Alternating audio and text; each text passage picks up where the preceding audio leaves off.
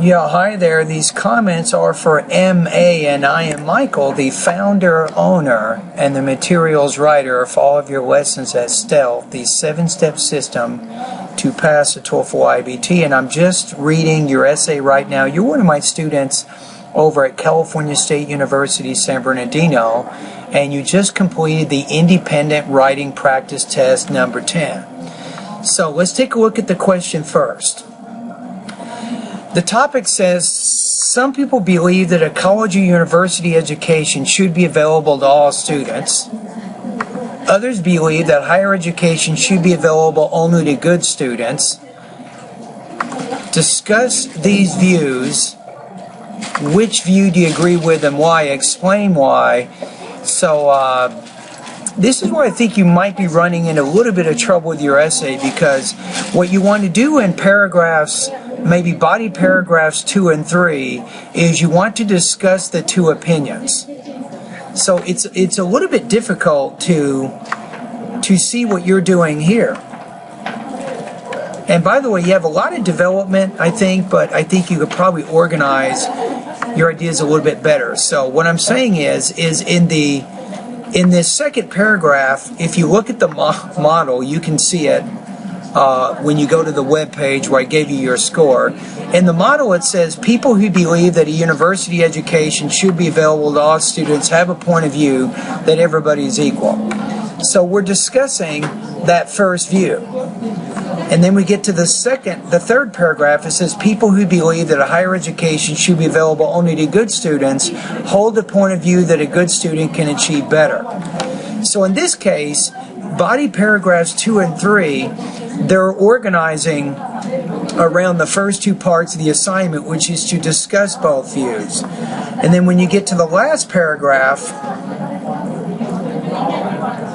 or the second to the last, you have what your opinion is, where it says, I believe a higher education should be available to all students, right? So when I'm looking at yours, it isn't quite clear what's going on in this particular essay. So let me give you some suggestions on maybe how you can reframe your topic sentences. So let's copy this question so we can see what it is here.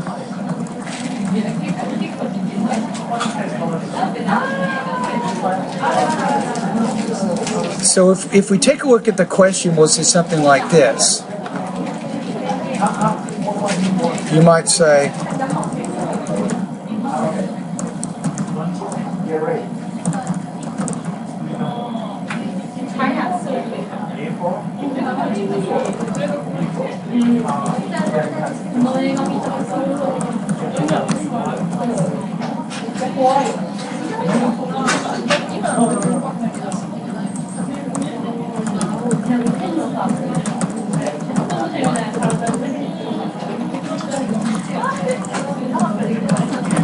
you might say something like this. And it's not just that, but you have to state maybe a topic. So first of all, some believe that all students are entitled to a university level education. So you'd want to begin in that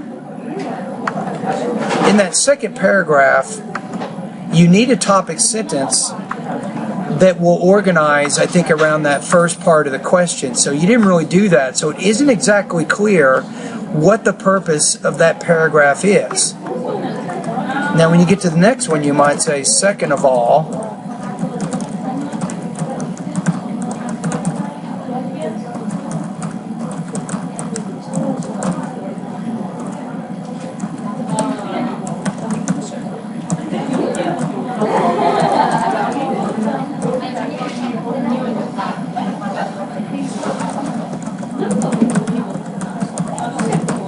you might say that.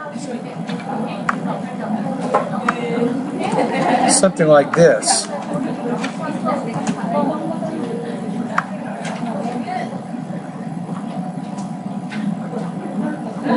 So if you do something like this, it's actually pretty clear, what the purpose of the paragraph is. Remember, what you do in your topic sentence has a great effect on how you organize that particular body paragraph.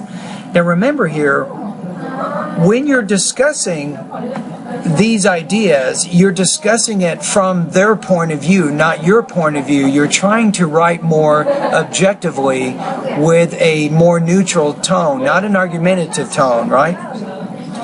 So in this paragraph, you say, personally, I know many people who are less than average students. I wouldn't put that in there because that wouldn't be the appropriate tone. If you want to objectively discuss the two positions first, it's probably better not to include any personal experience type examples in body paragraphs 2 and 3. Then when you get to the next one, you might say,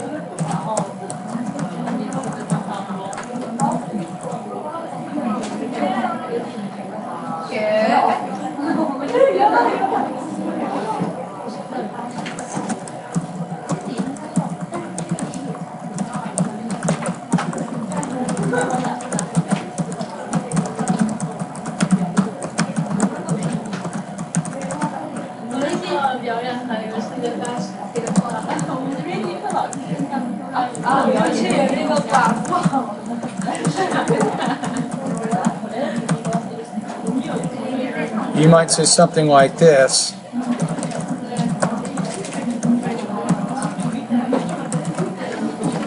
You might say, personally, an education should be offered to all students, even to those who did not perform well academically in high school. Then you get into your argument here, right? Okay, so in looking at your essay, I think you could organize your ideas a little bit better than what you did. And what you're trying to do is try to organize your writing around the actual writing prompt, which I don't think you've really done a great job with that. So you have to add these topic sentences in here, but then you would have to change a lot of what you did in those body paragraphs to reflect why a certain group of people might believe a certain way. So you want to use, I think, in body paragraphs 2 and 3, use a more, I'm going to say, neutral tone. We'll say that for both of these paragraphs. So use a more neutral tone. Now, of course, when you get to this paragraph, you can use a more argumentative tone. Why? Because now you're getting into this point here, which view you agree with and why. So when you're discussing the two views in body paragraphs 2 and 3, do that more objectively with a more neutral tone. Then once you move to paragraph 4, that's when you get into your argument. Alright, so I think you could probably organize better. Now, let's take a look at one of your paragraphs too, and I'm going to go through and correct some of your grammar errors in there. Let's see. So let's work with this one right here.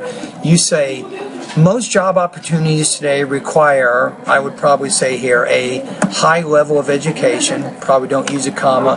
When you put that dependent clause at the end, you say, because there's so many people out there with a high level of education. So if you want to make this more formal, instead of so, you could use a word like therefore. You might use a word like as a result, maybe consequently, maybe hence, or thus. Therefore, to compete with those people.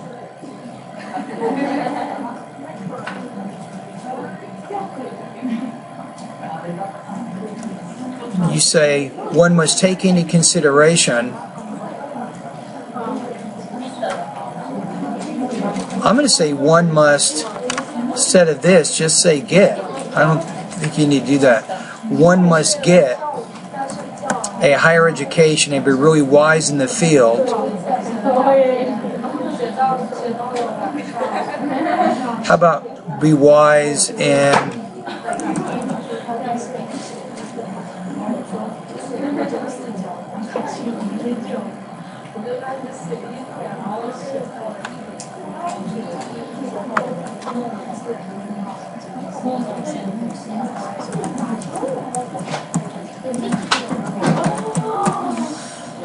so one must get a higher education and be really wise in one's field.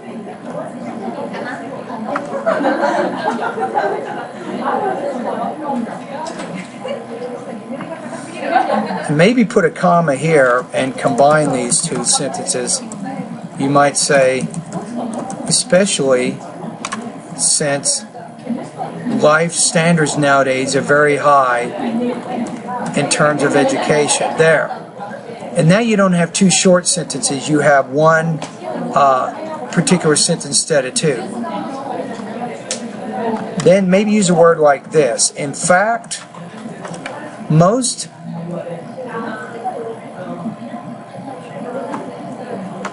I'm going to say household. Usually householders is not real common. Native speakers wouldn't say it that way. We might say most household members are educated. And they might even have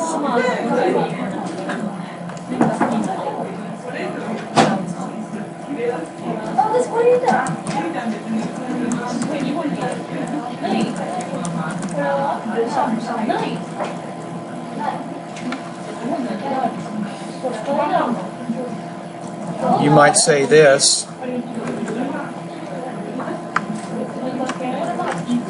They might have a Master of Arts degree. Overall, having better life standards rely on the education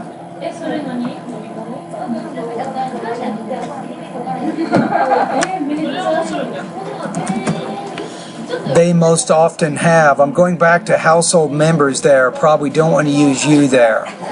Now the other thing here is, even with this paragraph, it's a little bit empty, which means you talk about things in a more general sense, but you're not getting down to the detail levels of the writing. So what could we do here? You see, most job opportunities today require a high level of education because there's so many people out there with a high level education.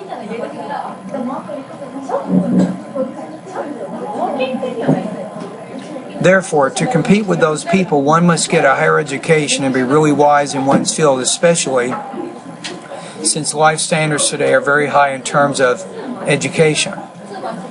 So you say, in fact, most household members are educated. They might even have a Master of Arts degree.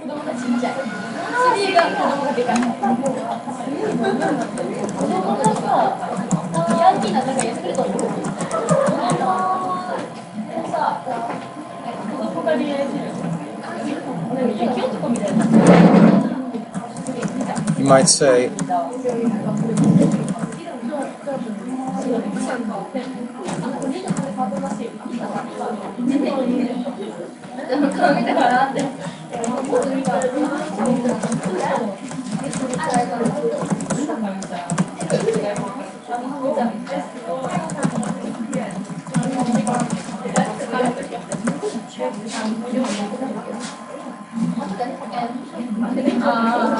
so you give an example. Many white-collar workers have MBA degrees in finance, marketing, or management.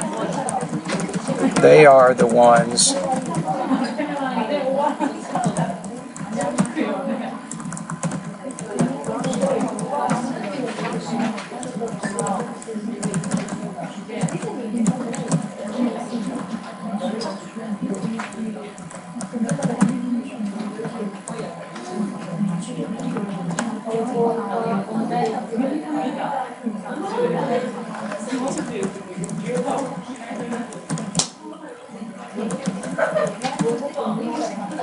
Then you might say something like this: have better life standards.